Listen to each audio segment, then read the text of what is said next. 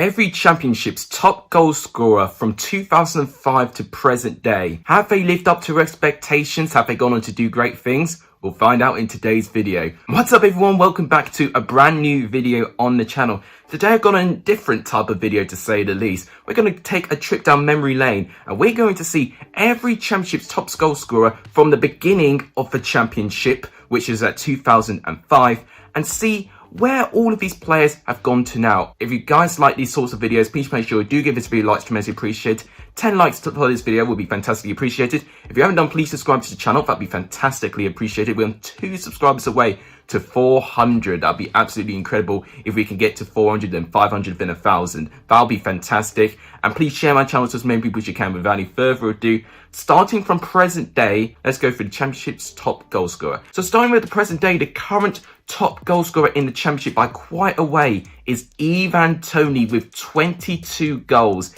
in 27 games. Obviously, Brentford are playing Reading tonight, so he may be able to add a few more goals to his goal tally later after this video's out. He spent a lot of his career actually at Newcastle, and he had a lot of loan spells. But his big breakthrough, of course, is where Brentford managed to get him from, was from Peterborough. He managed to score 40 goals for Peterborough within 3 seasons with the club. He's now moved on to Brentford, and this is actually the highest level that he's played professionally. Of course, he was around with Newcastle, but he never really got a look in. He will be the championship's top goal scorer unless he has a massive goal drought now. So I have to say, right now, he's at his peak, and he's got a lot of potential. Going on to the top goal scorer of last year, it was a tie for last year, actually, between Alexander Mitrovic and Ollie Watkins. Both have done very, very different things. Obviously, Mitrovic got promoted from Fulham, so he's staying with Fulham. Watkins managed to score 26 goals with Brentford, who had to fill in that striker's position when they lost Neil Maupay. He's managed to get a move to the Premier League, play with Aston Villa. Both strikers have managed to score in the Premier League season, although Mitrovic only scoring 2 goals and Ollie Watkins scoring 5 times the amount of goals with 10 goals with Aston Villa. Obviously, he had a lot of attention where he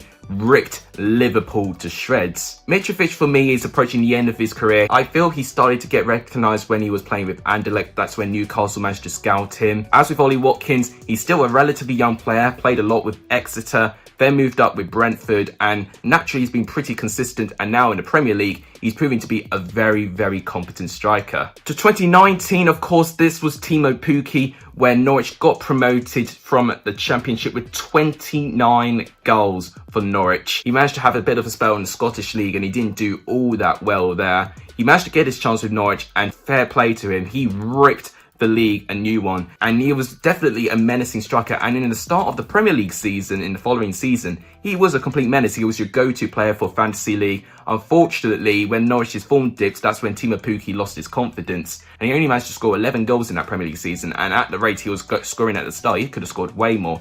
This season, he scored 11 goals. I don't think he's going to replicate the same amount of goals as he did in that 18-19 season. And of course, from that season, he's going to get high expectations. But to be honest, Norwich are still first place in the Championship as of recording this video. Back to 2018, the top goal scorer in that season was Matej Vydra for Derby. He managed to score 21 goals in that season, which is actually the least amount of goals needed to be the top goal scorer for a Championship season so far. He had his big break in Udinese, I guess. He was loaned out at Watford, having a little bit of Championship experience there, then at Reading, and then at Derby is when he really turned the season around, really pushing Derby to try and get into that promotion place. Since then, he's moved to Burnley and he's spent 3 seasons there and has only had 3 goals. So unfortunately, Matej Vydra is one of those players that I felt has dried up from his goal scoring form. Maybe a move back down to the Championship is actually going to really, really suit him. 2017, that was Chris Wood with Leeds United, another Burnley player. So Burnley have 2 Championship top goal scorers in their team. Obviously, he has 4 goals this season with Burnley at the moment. He had his worst goal scoring start for quite a while actually, but all of a sudden now that Burnley are starting to creep up in form, Chris Wood is being the catalyst of that, obviously partnering with Ashley Barnes. In that season in 2017 with Leeds, he scored 27 goals. He managed to double his highest ever tally from that season alone. It was literally one freak of a season where he managed to turn it into a goal machine. He also had spells with Leicester and West Brom, having moments in the Championship. The top goal scorer in 2016 was Andre Gray. Obviously, Burnley did used to have him as well. Burnley had a really big transfer strategy in nicking the top Championship goal scorers, but Andre Gray has moved to Watford more recently. And this season, he's not had a lot of game time, and he has admitted he's made a load of mistakes this season. He did play in Watford's recent game against Coventry, where he did have a good chance. If Ismaila Sarr wasn't in the way, he probably could have scored that goal, or at least tested Marossi in goal. He's only had one goal this season, which is disappointing from the fact that 5 years back, he was scoring 23 goals in Burnley's promotion-winning season in the Championship. In 2015, the top goal scorer was Ipswich's Daryl Murphy. Now, that's a name that you've not heard in probably quite a while, actually, but it's 27 goals in that 14-15 season with Ipswich. He then moved to Nottingham Forest as well, where he had 8 goals in 24 appearances, which is okay. It's 1 goal per 4 games though. And then he was at Bolton for last season, but now he's just tumbled down the leagues and he's now at Waterford, where he has had 0 goals in 4 appearances. It's just unbelievable with Championship strikers, unfortunately, when you start to reach your age and your retirement stage, how quickly you plummet down the leagues. And you'll notice that as we go through down the years,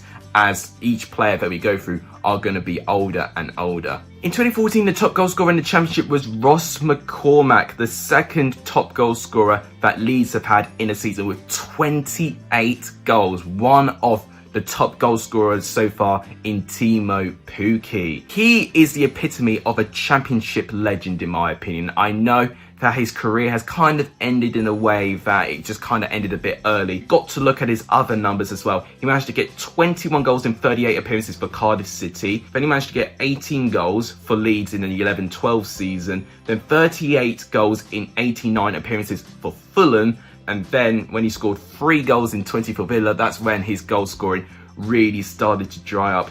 And unfortunately, since then, he's just had continuous loans. He's had a loan at Forest, Melbourne City, Central Coast Mariners, Motherwell, and now in this season, he's at Aldershot Town. Honestly, I think he could have really had a chance in that Premier League season, but I think Aston Villa was the big test for him. Aston Villa were just relegated from the Premier League, wanted to bounce immediately back to the Premier League, but Ross McCormack struggled big time, and unfortunately, from that one season, his confidence just dipped. So it's a real shame in my opinion, because I definitely think Ross McCormack could have offered a little bit more if he kept up his goal scoring now. I mean, you saw what he did with Fulham, Cardiff and Leeds. To maintain a great goal scoring form for 3 big Championship clubs is not easy. In 2013, the top goal scorer is one of the few players still playing the Championship now, which is Glenn Murray. That was when he scored 30 goals for Crystal Palace. He still remains to this day the top Championship goal scorer in a single season to actually break into the 30 mark, which is absolutely unbelievable. And that was the season when Crystal Palace were promoted to the Premier League as well, which was a big season for them. His goal scoring has dried up a little bit, but his last 20 plus goal season was actually in 2016-17, where he managed to go back to the Championship with Brighton and Hove Albion. Following that fantastic momentum, he managed to reach double figures in 2 seasons in a row in the Premier League, showing he could be a capable Premier League striker. Unfortunately, last season in the Premier League, though, he had 1 goal in 23 appearances, which was not good enough, unfortunately, for Graham Potter.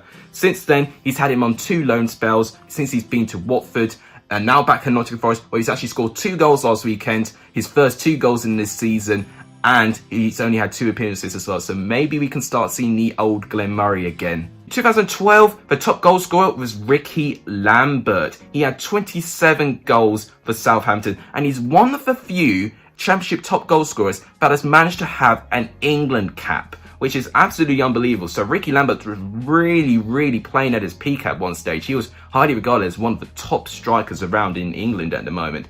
That was not even his best goal scoring season. He managed to get 30 goals in the 09-10 season in League One. He had a move to Liverpool after his fantastic work at Southampton in the Premier League, but unfortunately he then managed to move to West Brom, and he had a horrific leg injury which managed to get him to retire early. Top goal scorer in 2011 is Danny Graham. That is a name that we are a little bit familiar with, but wow. Who remembers back in the day where he managed to score 24 goals for Watford?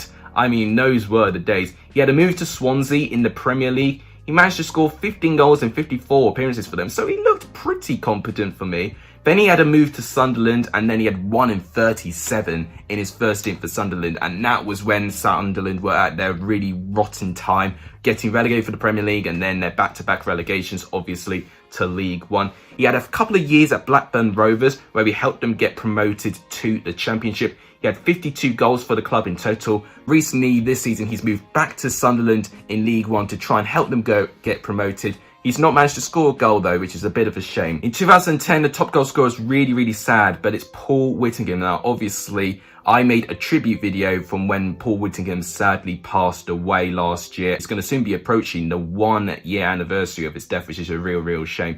But to reflect on what he did for that season, he managed to score 20 goals in that season. And for a central attacking midfielder to get top goal scorer is so rare. He managed to have 85 goals for Cardiff in total, nearly cracking the 100 goal mark. That for me typifies a Cardiff City legend. He moved to Blackburn, where he had 20 appearances for Blackburn. Unfortunately, couldn't manage to score a single goal. He retired after getting in a horrific injury. Then unfortunately, 2 years later, he then passes away after a fall. I mean, it's such a shame, and it goes to show life is too short and you've got to be careful. But moving on, now we go into the top goal scorers in the noughties. So 2009, the top goal scorer was Sylvan Ebanks Blake. Wow, that is a name I've not heard in a long time. If any of you had the old FIFA games, Sylvan Ebanks Blake was the go-to striker to use in your team for a cheap option. But he had 25 goals in 41 appearances for Wolverhampton Wanderers, which earned them promotion to the Premier League, which was a huge season for them and Mick McCarthy. Afterwards, unfortunately, he only scored 24 in 4 seasons, so he couldn't actually score the same amount of goals he did in 1 season,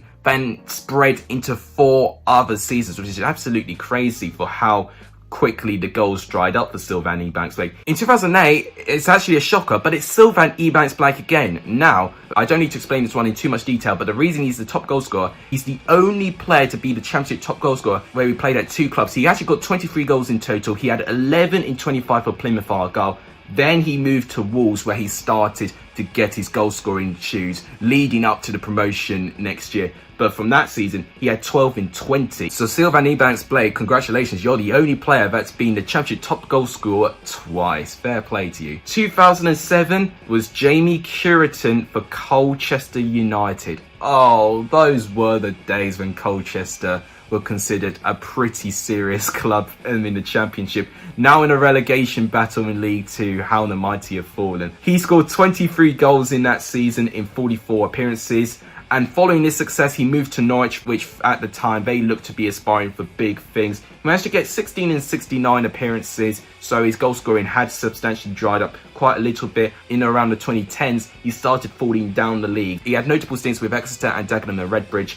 And from 2016 onwards, he's been playing National League football. Now at Enfield Football Club in the Essex Senior League, which is actually the same league as #United. They are 10th in that division, whilst #United, of course, are first place. And to let you know, he's actually scored 2 goals in 7 appearances in that league as well. So he's definitely still scoring goals. In 2006, the Championship top goal scorer was Marlon King. Now, this was a big tragedy of a player. He managed to get 21 goals with Watford. He was one of the few players in this list that's actually been playing since the 1990s, would you believe, at Barnet FC. He had 1 Premier League goal, which was fantastic for him. I think that was when he was back at Wigan Athletic. He had 29 goals in 67 for Birmingham as well, so a notable spell there. And then he had 1 goal in 8 for Sheffield United, and he got released in 2014. Unfortunately for Marlon King, controversy release where he crashed his car and served 18 months in prison for injuring 2 notable people. Following his prison release, he has now moved back to his parents in Zambia, so we've not seen from him since. And then to end the video, we're back to 2005, back to when I was starting school, and the Championship top goal scorer in its first ever rebranding season was Nathan Ellington for Wigan. He managed to score 24 goals in that season. He was discovered by doing this thing at Bristol Rovers, and he had a couple of stints with West Brom and Watford as well. However, he had a huge long goal drought since Wigan and West Brom and Watford. He left Southport in 2013, but then he came back from retirement to score 1 goal in 3 for Edgerton. And nowadays, Ellington is seen as Edgerton's assistant manager, playing in the Cheshire League Premier Division. Wow, it's just like, what an unbelievable journey one can be from a Championship top goal scorer all the way down now to the Cheshire League Premier Division. I mean, that's just absolutely crazy how quickly your career can turn. But that wraps it up for today's video. Hopefully this was a nice history lesson for you guys. If you guys enjoyed it, please make sure you do give this video a like, tremendously appreciate it. If you haven't done, please subscribe to the channel. It'd really make my day. And if you haven't done, please subscribe to the channel. It would really make my day. And please share the channel to as many people as you can. All of that would really make my day. Thank you guys so much for watching. You guys are legendary. If you saw the end of this video. And as always, take care.